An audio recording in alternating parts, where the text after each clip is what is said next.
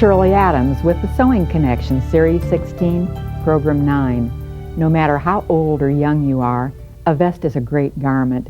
It's especially fun to make kids' vests because they can be so imaginative, go a little wild, do something outrageous that you wouldn't do for yourself. Generally, vests are unfitted, so growing children will, hopefully, get some wear before outgrowing them. Children's patterns are multi-sized, and one pattern might work for several children. Notice the gradations between the sizes. This makes it easy for you to then work it up, still larger, or cut it out even smaller. Change the neckline and you can make a whole vest wardrobe from one pattern. What I have is a whole lot of vests that I want to show you, and we're going to have some little ones modeling some of them. But here's the pattern that I used for almost all of them. And what I did when I wanted to, I already have it cut so it's the smallest, so you can't see the gradation of lines here, but there were other lines coming up larger. And if I wanted it still smaller than this, I was actually doing this, just folding it shorter and folding it narrower, and then I could use the same pattern for several. If I wanted to change the neckline, here's the front of it, and instead of cutting it high and round as it is on the pattern, I might just fold it down and make it a V-neck. And so it's very easy to make these little changes and make it over and over again. So this is what I was doing, and once I started, I just kept getting more ideas and kept making vests for little ones. And the first ones I'd like to show you on three pretty little girls are these. The first one you've seen before, and actually it was just 2 years ago. It was on Series 12, and this was a ribbon vest, and my granddaughter and I wove that together. She chose the ribbons and had such a good time making that little vest. The next one is tabard. It isn't fastened down the front, it's fastened on the sides, but it's log cabin quilting, so this is something you can do easily. And then the third one is made from this pattern, and it has some pretty ribbons sewn on it. Do those, however. I had it when it was still opened up. I just had it stitched together at the shoulder and then put those ribbons on it. And what that ribbon is, it's actually kind of a braid, and it's variegated. It goes from burgundies to purples to greens, and it has a little glitz on the outside. It's kind of a braid. And I decided, instead of making it in regular rows, striping it one way or the other, as the vest was all opened up so that I had the front and back just connected by the shoulders, and I went across it and did these big diagonal lines and curved them around here and there just to make it a little bit different. And then after the patch pockets were put on, a few more of those lines came on that. It's very simple. You don't have to have spectacular ideas, and depending on the age of the child, they have to be wearable.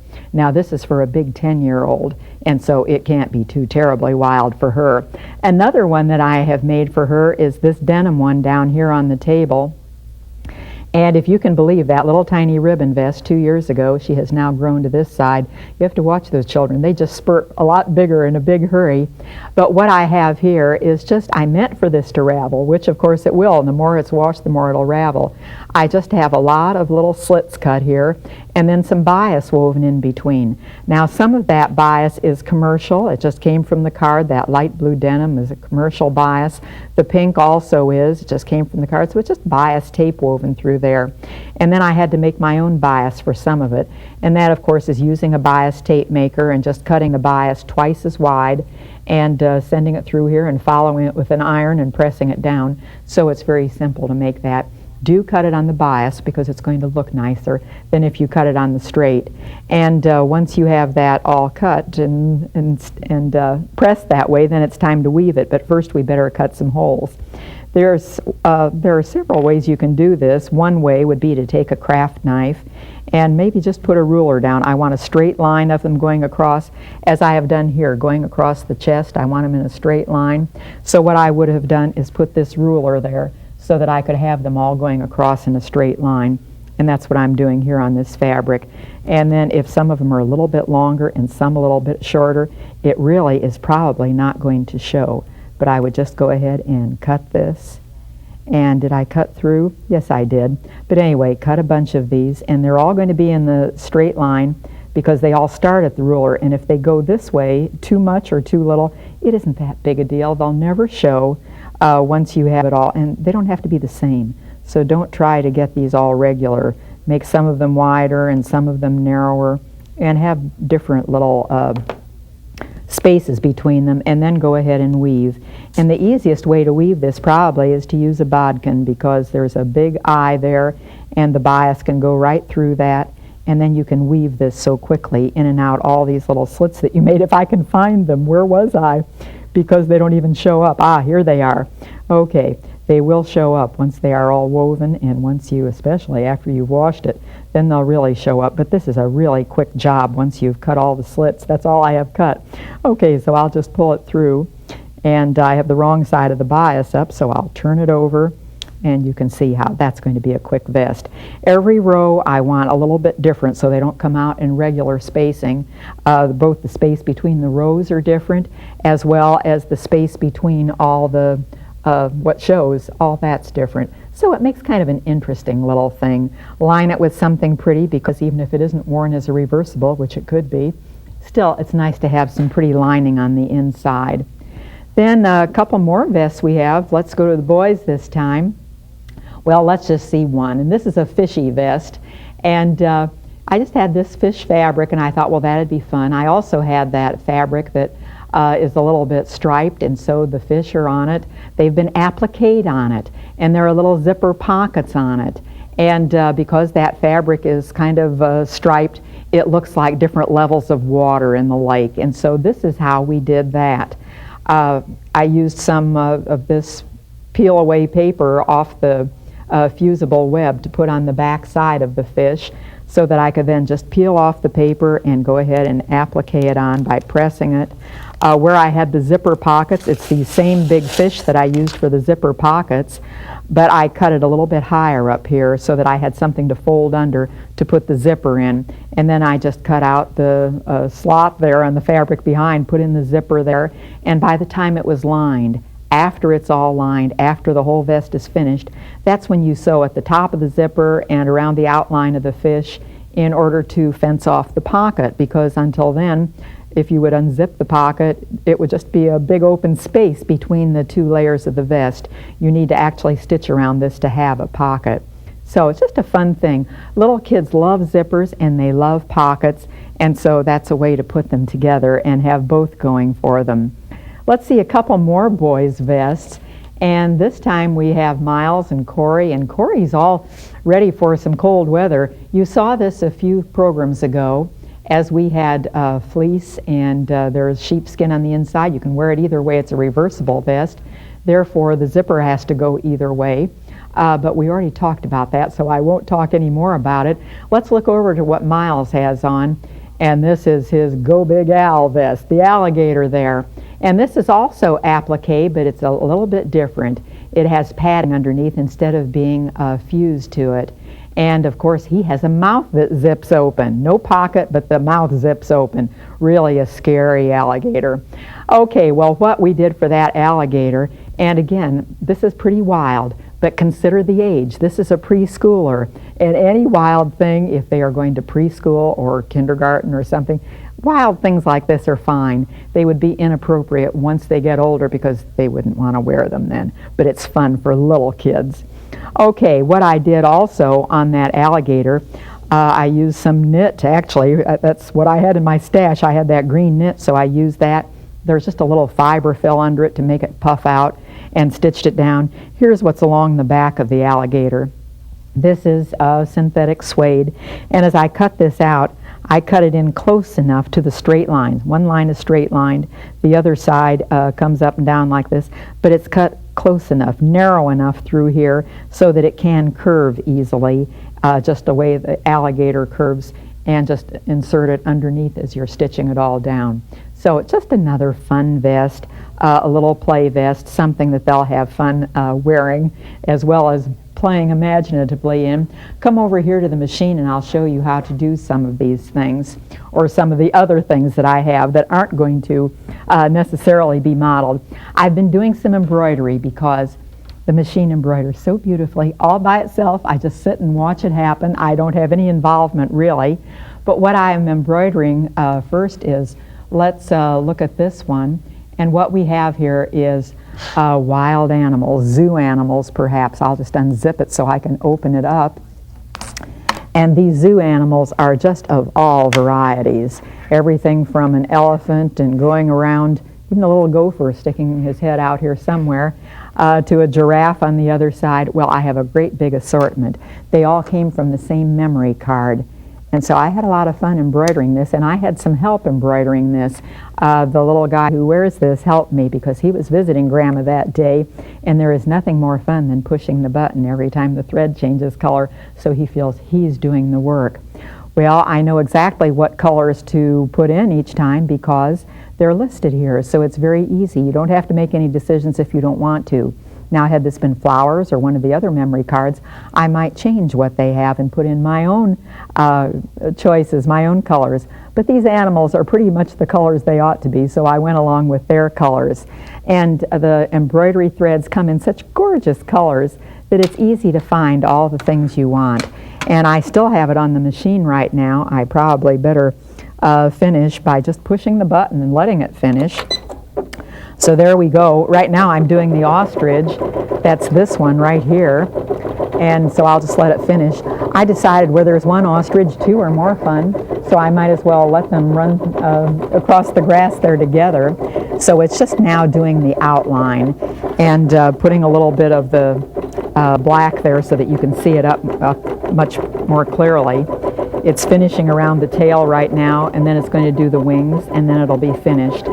And then after it's finished, I decided, well, these animals just can't wander around on thin air.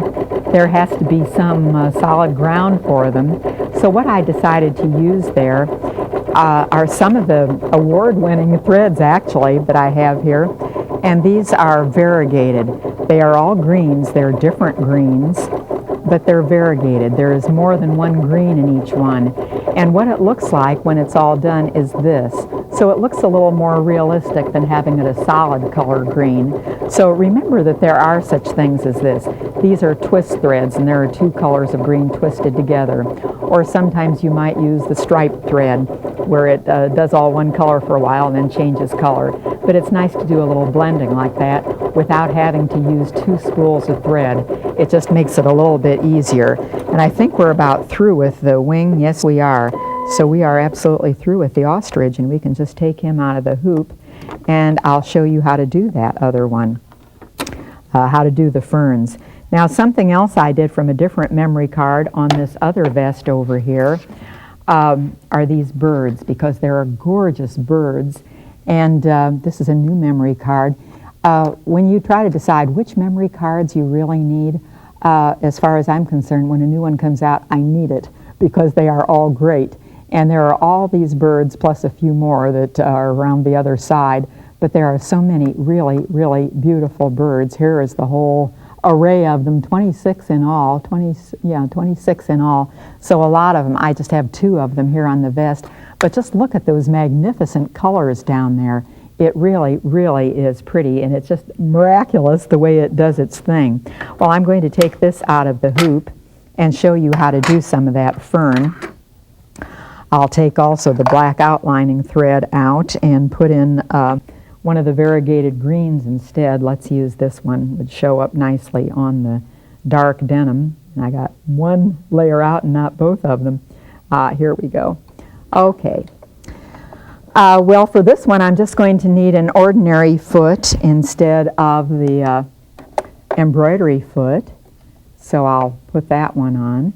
And as long as I am going to be controlling this myself instead of having it automatically done, I am then going to have to also, I'll take off this foot so I can get the other one on. I want to see what I'm doing. So besides putting on a different foot, I'm also going to have to put on an open-toed foot besides putting on this other shank. So this is what I have on right now. It's an open-toed foot, so that I can see exactly what's going on. And thank goodness for these nice needle threaders that are built right into the machine that just do the job for you, and you don't have to worry about getting anything threaded. Now, before I do that, I'll get the thread out of the way because I need to go off. I'll just show you, though, while I'm still here. Mode select is what I'm on right now with the ostrich, and I'll just show you while I'm here how we have all these different choices. and a whole line of them here, and you just move on to something else. Here I have a tree to put in with them, or the gopher, or all of those different ones to select. And it's just endless fun is what it is. But I'll go back to the menu so that I can get it to ordinary sewing, because I want to just actually zigzag. And I'm not necessarily going to do the very same width and distance for each stitch, the same stitch length as they are. I'm going to make this, considerably narrower. Maybe about like that I'll start. And I'm going to make this considerably closer. I'm going to get it down to about 0.4 and then do a little bit of stitching. What I have here is some stabilizer that would be torn away later behind it, and I'll just do a little bit of terra firma underfoot for that ostrich. So we'll start right here and do a little zigzag. Now this is narrow. I want to then widen it as I go, so I'll widen it this way and widen it a little bit more until I get close to the ostrich. And by that time I want it kind of wide, and I'm going to stop right here, and I'll go over between his feet and do a little more. And then I'll go to the other side of his feet and do a little bit more still. And it's still wide, and then I'll get it maybe still wider. Let's see how wide it can go. It can go way up to 7 if you want it that wide. And then narrow it again. I really got it narrow. Okay, well you can see how you can do a whole lot of interesting things that way, making it wider, narrower, however you want to. If I want ferns growing up from that, then I would again start maybe wider at the base of the fern and get narrower as it goes out to the tip. So we'll just put a little fern here in back of him or in front of him. There's a bigger space in front of him. Let's start here. And I do have it narrow. Better widen it. Okay. And then after we go up a little bit, then start narrowing it. This takes a little practice, but do it on some scrap of fabric, and then by the time you get to an actual garment, you can be an expert. Just do a whole lot of those, overlap some of them a little bit. These stitches actually could have been still closer, so instead of the 0.4, I might have brought it down to 3.5, a little bit closer together. But this is why you practice first, to make sure it looks exactly like you want it. But I like the way these twist threads do kind of blend it in and make it look a little bit more natural. So that's pretty. Besides all of these, now you can see that I did a whole lot of ferns. What I used from the memory card was only the tree. Somewhere I have a tree, and now I can't even find it. Maybe I didn't put a tree on this. Okay, I did all ferns. Here I did. This was from the memory card. Not exactly a tree, but some sort of a big plant, and then the rest of them are ferns. And some of them I spaced a little to make kind of feathery. Some of them are more solid if it's the ground underneath. But by doing those little variations, you can do a lot of different things. And that makes it just very interesting. Well, on this other vest, I really, really like these birds. I think they are fantastic. And not only these that I have, but there are so many different colors in these. Now, what makes it easy, of course, is the fact that on the inside, it does tell you exactly what colors you want to choose for each of them. So they're all listed here. And of course you can change if you find a bird in your area that looks almost like the same shape but actually is a different color. You can change those colors and make it personalize that bird so it looks like your area.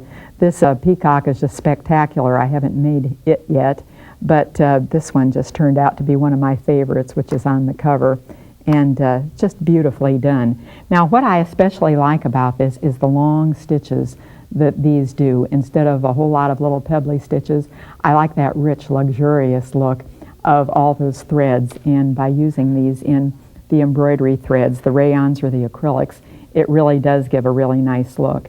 Here again, you do something pretty on the inside just because it makes it nice, and do something appropriate. This one, for instance, there are birds. This is a bird watcher's vest. You need a pair of binoculars with this, and you need a canteen if you're going to go out hiking. So that's why these little tabs are down there and the little hooks so that you can hook that on, those little rings down there. So a bird watcher's vest. What I've also, kids love little extra features. These little denim buttons, of course, you can get in the notions department. They just clamp together so it's easy to put them on. On the back of this vest there's a big pocket, and it might hold anything from the book to identify the birds he finds, or it might even hold a sandwich if it's going to be time for lunch. But a big pocket there is kind of nice to hold whatever needs to be held without having to carry a separate backpack. Now what we have on this vest is, besides all the embroidery, we have some zipper pockets because, again, kids love zipper pockets. And what I have done is first put all these zippers in, and then after the zippers are in, that's when you line it. And after it's all lined, just solid there, then you, after that, stitch around above the zipper and down however big you want the pocket. You have to outline something so that you can have that pocket there. And then we are going to see Corey again in this Wild West vest. And this is a big adventure vest. Now actually I made this for Mike, and that's why the Lightning M is on the back side. That's the name of the ranch.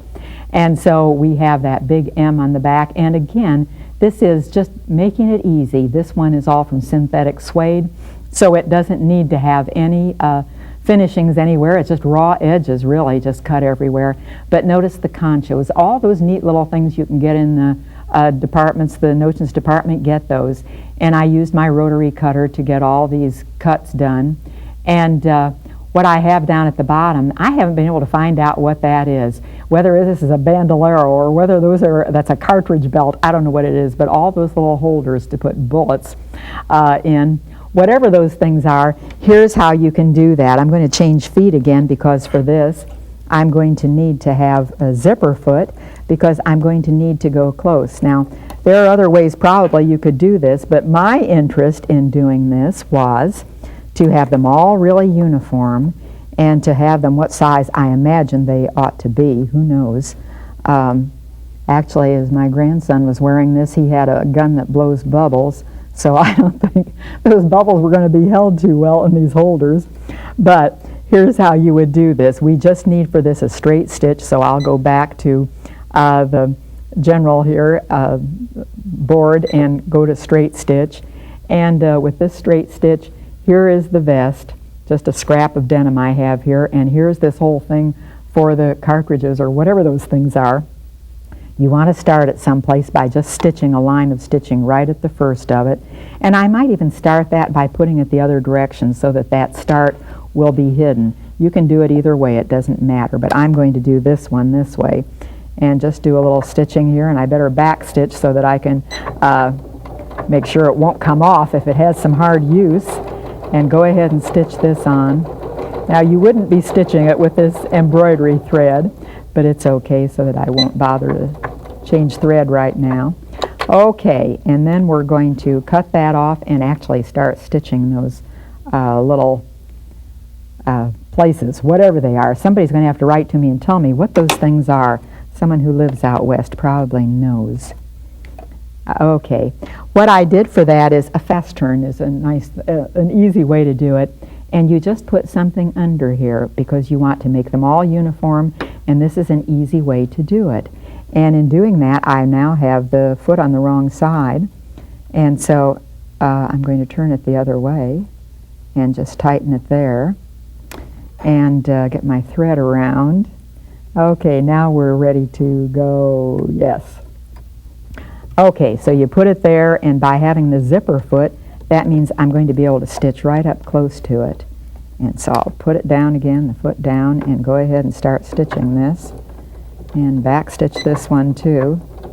A nice long thing like this makes it easy instead of having something a little short. So this was meant as a tube turner, but I find all sorts of uses for it other than that. Okay, and let's back stitch this a little. And then to do the next one, I'll just cut this one off to get rid of that thread. To do the next one, you simply repeat the process and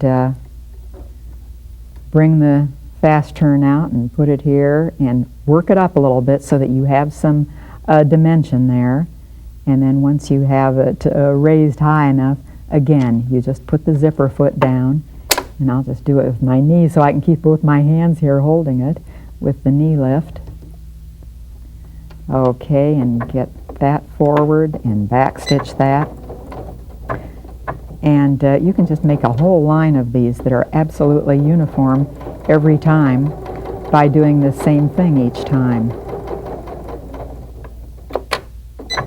So back stitch that, and I would just go ahead and do that until I completely run out of suede, or until I have covered the front of the vest maybe and have no more room for it, and at that point you have to stop. But again, take it out, put it under the next little thing, work it up, and go ahead and do some more of those. This is just a lot of fun to do, and I really enjoy doing these vests, and I really can think of about 100 more ideas.